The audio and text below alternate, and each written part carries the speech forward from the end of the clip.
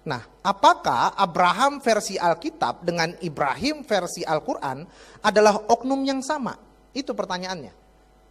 Bang, sama nggak sih bang? Ya, Abraham versi Alkitab dengan Ibrahim versi Al-Quran. Jika sama, mengapa berbeda dan bertentangan kisah dan faktanya? Nah, saya akan memaparkan perihal atau ikhwal Abraham versi Alkitab dan Ibrahim versi Al-Quran yang hampir ada kemiripan tapi berbeda. Sekali lagi ini hanya untuk menambah wawasan ya, biar kita sama-sama tahu kisahnya. Dimulai dari makam atau kuburan dari Abraham di dalam Alkitab.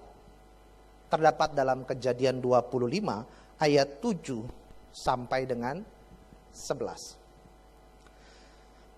Abraham mencapai umur 175 tahun. Lalu ia meninggal. Ia mati pada waktu telah putih rambutnya, tua dan suntuk umur. Maka ia dikumpulkan kepada kaum leluhurnya. Dan anak-anaknya Ishak dan Ismail menguburkan dia dalam gua Makpela di padang Efron bin Zohar, orang Het itu, padang yang letaknya di sebelah timur Memre, yang telah dibeli Abraham dari Bani Het. Di sanalah terkubur Abraham dan Sarah istrinya. Setelah Abraham mati, Allah memberkati Ishak anaknya itu, dan Ishak diam dekat sumur Lahai. Jadi di sini tertulis Abraham mati, dikuburkan di mana? Di gua Makpela. Ya. Yang menguburkan siapa? Anaknya, Ishak dan berarti Ismail juga anaknya ya. Jadi saya berpikir kalau literatur mereka mengatakan Ismail ya kita nggak perlu marah. Saling menghargai. Kita di Indonesia ada yang namanya moderasi beragama. Jadi saling menghargai. Tidak usah langsung bilang take down, take down, take down. Ya, saling menghargai aja. Itu dalam Alkitab. Kita lihat Ibrahim di dalam Al-Quran, kita akan cari tahu apakah ada kisah kematiannya ataupun makamnya. Di dalam Al-Baqarah ayat 125.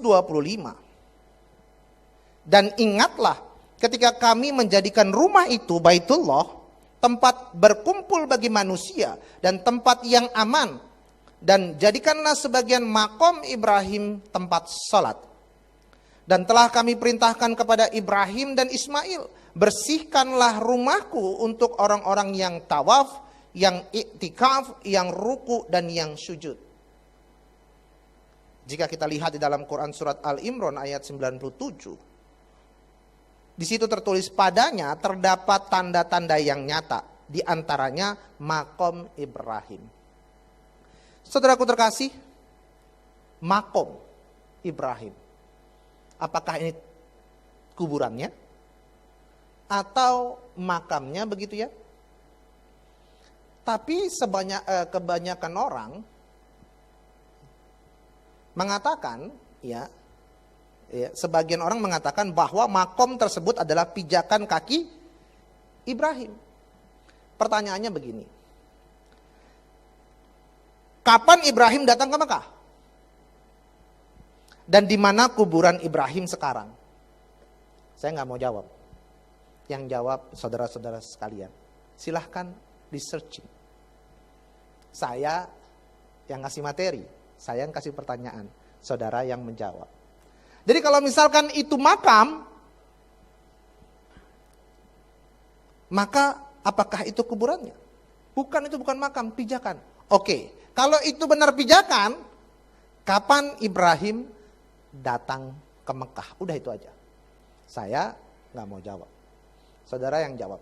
Yang di rumah, ya kan, pasti nonton gitu ya, streaming ibadah ini. Nah langsung searching aja, terserah, cari aja. Saya nggak mau jawab. Bang jawab dong bang, jawab. Ya oke deh, saya mau jawab. Tapi jawaban saya versi Alkitab. Karena saya sebagai orang Kristen meyakini literatur di dalam Alkitab. Bahkan saya akan buka dalam Taurat. Mari kita lihat catatan sejarah di dalam kitab Taurat. Ya.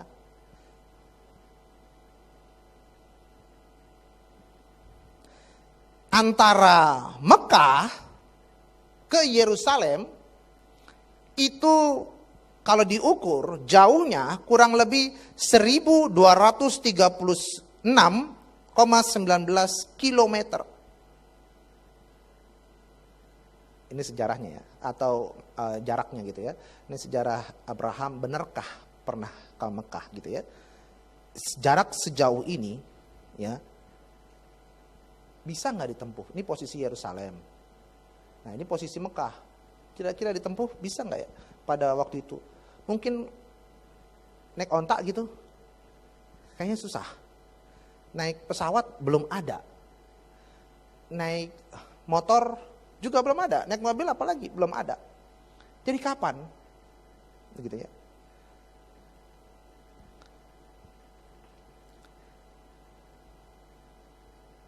Jadi saya berpikir saya menjawab harus dengan literatur Alkitab. Nanti akan ketahuan. Pernah nggak sih ya ke Mekah? Ini perjalanan Abraham ya dari Ur Kasdim menuju Haran dan lain sebagainya ya. Lalu dia mati di Gua Makpela. Ya.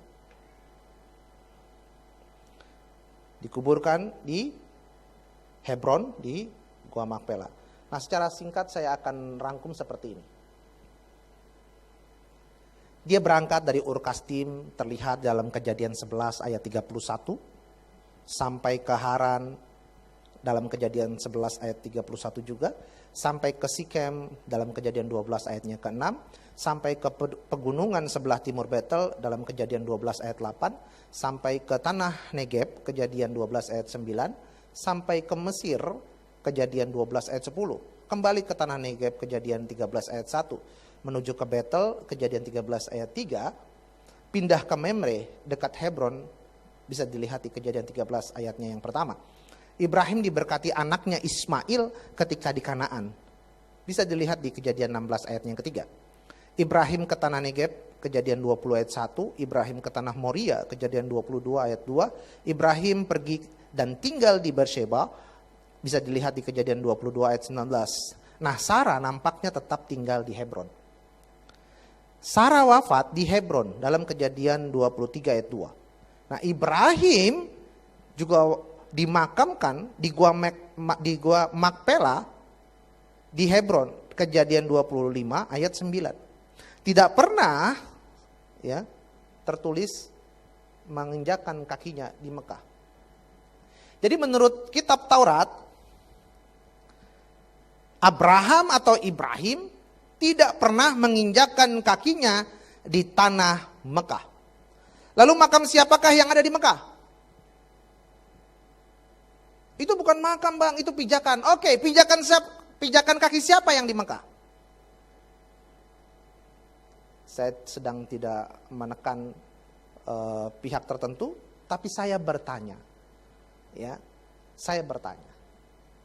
Yang tahu jawabannya silahkan komen ya di kolom komentar. Oke, itu masalah kematian dan kuburan Abraham. Sekarang kita lihat bapak kandung dari Abraham atau yang disebut Ibrahim oleh umat Islam. Di dalam Kejadian 11 ayat 26, setelah Terah hidup 70 tahun, ia memperanakan Abram, Nahor, dan Haran. Nah, Abraham itu nama baru dari Tuhan. Nama sebelumnya adalah Abram. Bapaknya namanya Terah. Itu dalam Alkitab. Kita lihat di dalam Al-Quran. Dalam Quran surat Al-An'am ayat 74. Dan ingatlah di waktu Ibrahim berkata kepada bapaknya, Azar, pantaskah kamu menjadikan berhala-berhala sebagai Tuhan? Sesungguhnya aku melihat kamu dan kaummu dalam kesesatan yang nyata. Jadi bapaknya Ibrahim namanya Azar. Makamnya beda, bapaknya beda. Ya. Lalu ini yang fenomenal, yang gara-gara ini film His Only Son diminta di take down. Dalam Kejadian 22 ayatnya yang kedua, firman-Nya, ambillah anakmu yang tunggal itu yang engkau kasihi, yakni Ishak. Pergilah ke tanah Moria dan persembahkanlah dia di sana sebagai korban bakaran pada salah satu gunung yang akan kukatakan kepadamu. Ada tertulis namanya Ishak. Jadi kalau produser atau sutradara His Only Son ya membuat film lalu yang dikorbankan namanya Ishak, dan Ishak yang dikorbankan itu ya adalah sudah ada di literatur Alkitab, kira-kira salah apa enggak? Ya karena memang literaturnya Alkitab. Ya. Enggak salah. Mohon maaf nih, mohon maaf. Mohon maaf banget. Kalau seandainya Pak Yosi ya, ketika zaman Abraham dia menjadi anak Abraham. Ya. Jadi Terah memperanakan ya Abraham ya. Terus Yosi gitu ya. Sorry ya Pak ya. Sorry. Ya, jangan diambil hati. Terus Tuhan katakan, ambillah anakmu yang tunggal itu yang engkau kasihi, yakni Yosi. Misalkan. Kira-kira yang dibawa Abraham, Ishak atau Ismail? Ya Abraham nurut Tuhan dong. Ya kan? Nurut Tuhan. Ini contoh. Jadi Abraham itu hanya menuruti kata Tuhan. Jadi kalau pada saat itu Pak Yosi udah ada, mungkin Pak Yosi fenomenal. Ya, wah, dia yang persembahkan nih ya kan. Tapi sayangnya Pak Yosi tidak sefenomenal itu ya. Nah itu maksud saya. Saya mau katakan Abraham dia hanya menuruti kata Tuhan. Kalau di Alkitab tertulis Ishak dan Tuhan maunya Ishak, nggak bakal bisa diganti. Nah coba ya, kita lihat di dalam Al-Quran. Ya, di dalam Quran surat Asy-Syaffat ayat 100 berbunyi, ya Tuhanku anugerahkanlah kepadaku seorang anak yang termasuk orang-orang yang saleh. Lalu di dalam Quran surat As-Saffat juga ayat 103. Tatkala keduanya telah berserah diri dan Ibrahim membaringkan anaknya atas pelipisnya, nyatalah kesabaran keduanya. Nah, kalau kita baca secara keseluruhan dalam Quran surat As-Saffat ini dalam ayat 99 sampai 107, tidak akan menemukan dan tidak menjelaskan bahwa Ibrahim mengorbankan Ismail. Kosong nama itu. Inilah yang membuat para ahli sejarah Islam bingung dan berbeda pendapat. Siapa yang dikorbankan? Ya, nggak ada. Ya, bingung mereka semua. Siapa yang dikorbankan? Mau bilang Ismail tapi nggak tertulis, gitu ya. Mau bilang Ishak nanti kok sama kayak Alkitab, jadi bingung mereka. Terus jawabannya yang benar yang mana? Kalau saya ditanya, yang dikorbankan adalah hewan, saudara.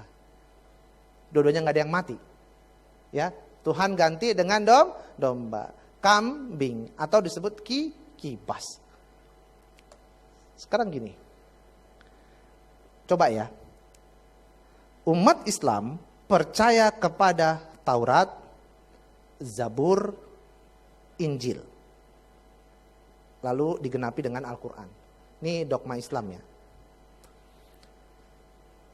Taurat mengisahkan baik makamnya, baik ayahnya, baik yang dikorbankan dan lain sebagainya. Kok bisa-bisanya ya berubah di kitab yang ini gitu ya.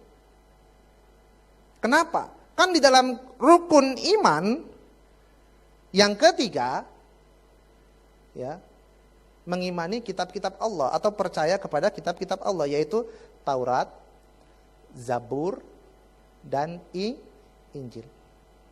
Seharusnya kalau percaya itu nggak mungkin berubah. Kisahnya itu terus sama, ya, walaupun penulisnya berbeda. Tapi mengapa kok bisa berbeda kisahnya? Nah, saudara yang menyimpulkan. Lalu kisah Abraham atau Ibrahim dibakar. Ya. Dalam Alkitab tidak ada kisah Abraham dibakar. Siapa yang pernah menemukan kisah Abraham dibakar? Mungkin yang pojok sana atau yang pojok sana. Ada yang pernah menemukan kisah Abraham dibakar? Enggak ada dalam Alkitab. Tapi ada enggak sih kejadian bakar-bakaran begitu ya, pengikut Tuhan gitu ya, dibakar? Ada kisahnya, tapi bukan Abraham. Kisah pembakaran itu hanya ada pada zaman Nabi Daniel. Coba lihat di dalam Daniel pasalnya yang ketiga ayat 19 sampai dengan 26. Maka meluaplah kegeraman Nebukadnezar.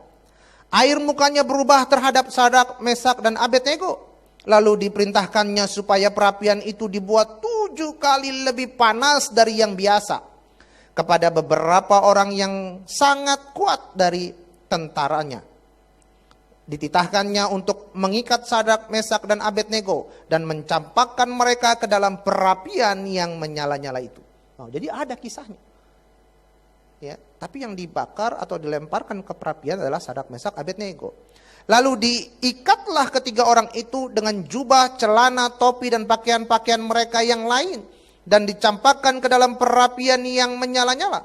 Karena titah raja itu keras, dipanaskanlah perapian itu dengan luar biasa. Sehingga nyala api itu membakar mati orang-orang yang mengangkat Sadrak, Mesak, dan Abednego itu ke atas. Tetapi ketiga orang itu, yakni Sadrak, Mesak, dan Abednego, jatuh ke dalam perapian yang menyala-nyala itu dengan terikat. Kemudian terkejutlah Raja Nebukadnezar lalu bangun dengan segera. Berkatalah ia kepada para menterinya, bukankah 3 orang yang telah kita campakkan dengan terikat ke dalam api itu? Ya. Jawab mereka kepada raja, benar ya raja, katanya. Tetapi ada 4 orang kulihat berjalan-jalan dengan bebas di tengah-tengah api itu. Mereka tidak terluka, dan yang keempat itu rupanya seperti anak dewa. Lalu Nebukadnezar mendekati pintu perapian yang menyala-nyala itu. Berkatalah ia, Sadrak, Mesak, dan Abednego, hamba-hamba Allah yang maha tinggi, keluarlah dan datanglah kemari. Lalu keluarlah Sadrak, Mesak, dan Abednego dari api itu. Jadi kisah ini kisah tentang Sadrak, Mesak, Abednego yang dibuang ke perapian. Namun ya Nebukadnezar terkejut, kok nggak mati? Malah seperti ada anak dewa yang menyelamatkan. Dipanggillah Sadrak, Mesak, dan Abednego. Nah, di dalam kisah ya di Islam bahwasannya Abraham atau Ibrahim itu dibakar, saudara. Di dalam Quran surat Al-Anbiya ayatnya yang ke-69. Kami berfirman, hai api, menjadi dinginlah dan menjadi keselamatanlah bagi Ibrahim. Ya. Jadi Ibrahim dibakar. Lalu apinya jadi dingin. Ya. Apinya jadi dingin. Kalau di kisah Alkitab kan apinya nggak berubah jadi dingin. Bahkan yang ngangkat Sadrak, Mesak, Abednego juga tentara-tentaranya mati kebakar. Tapi ini apinya jadi dingin. Jadi Ibrahim selamat. Di sini kita bisa lihat apakah benar Abraham berada pada zaman Daniel dan dilempar ke perapian. Contoh ya, contoh. Misalkan pada masa itu Abraham dibakar. Ya, harusnya kan zaman Daniel tuh tragedi pembakaran di perapian itu. Abraham dibakar nih. Terus tiba-tiba Daniel lewat.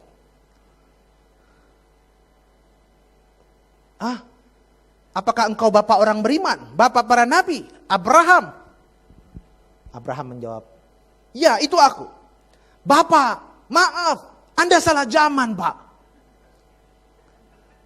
Anda salah zaman.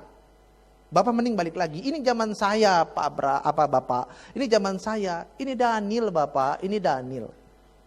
Ya, bisa begitu tuh. Ya. Karena salah zaman. Jadi tidak pernah di dalam Alkitab dikisahkan Abraham dibakar.